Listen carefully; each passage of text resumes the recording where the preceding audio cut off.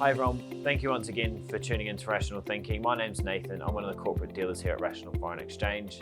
This week I'm going to talk to you about what happened last week with the Bank of England and the US Fed and what we can expect in terms of data this week.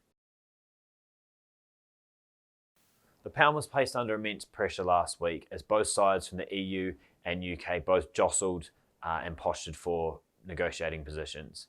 The European Union reaffirmed their stance that the best deal available on the table was the current deal that was negotiated by Theresa May, and they wouldn't be looking to move from that position.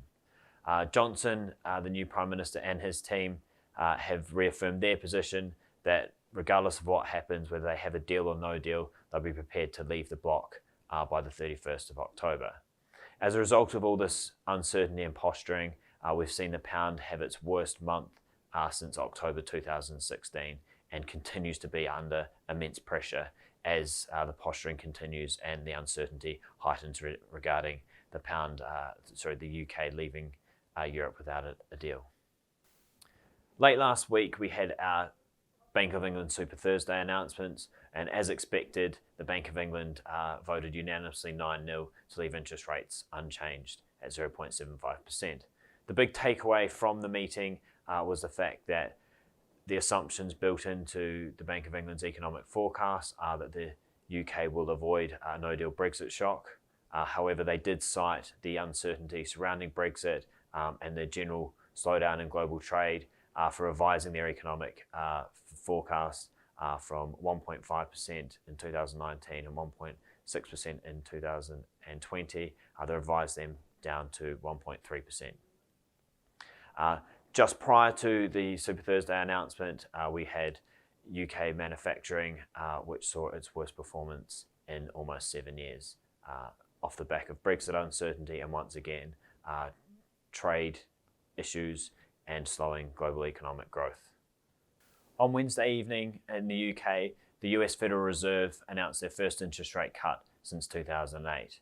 Market participants had widely expected this cut. However, the dollar surged to nearly 2-year highs off the back of the cut and further comments from Powell. As he said, this is a one-off insurance cut to ensure against further economic uncertainty. He did give an indication that this wasn't to be expected or to see further interest rate cuts, and that this is not a beginning of a rate cutting cycle. And off the back of that, we did see some solid dollar strength.